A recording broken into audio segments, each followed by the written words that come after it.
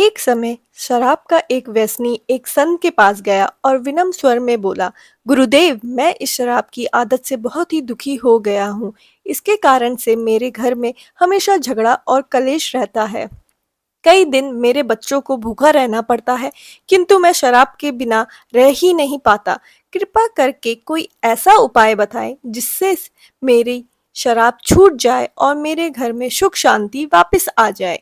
गुरुदेव ने कहा, जब इस शराब से तुमको इतना नुकसान होता है तो तुम इसे क्यों नहीं देते। वह व्यक्ति बोला, क्या करूं गुरुदेव, मैं शराब तो छोड़ना चाहता हूँ, पर शराब अब मेरे खून में इस तरह समा गई कि बहुत कोशिशों के बाद भी शराब नहीं छूटती। गुरुदेव थोड़ा मुस्कुराए और कहा, ठीक है, तुम कल आना, मैं कल तुम्हें बताऊंगा कि शराब को कैसे छोड़ा जा सकता है।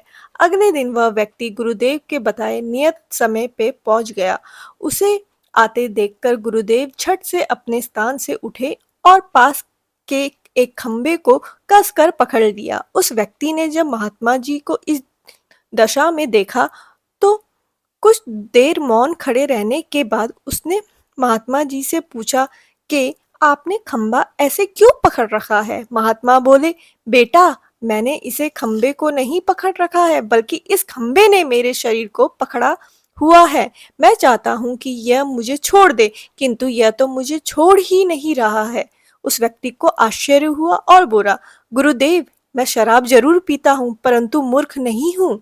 अपने आपने ही इस खंबे को जानबूझकर पकड़ रखा है।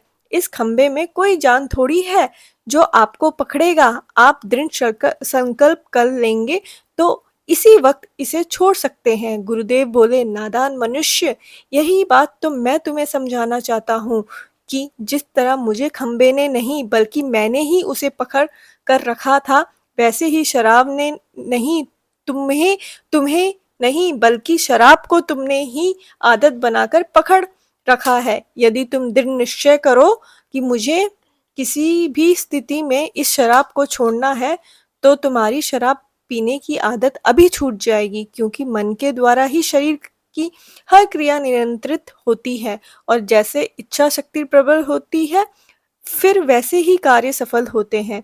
वह व्यक्ति गुरु के इन वचनों से बहुत प्रभावित हुआ और उसने उसी समय दृढ़ संकल्प किया कि वो भविष्य में कभी शराब नहीं पिएगा। दोस्तों, संकल्प में बहुत शक्ति होती है।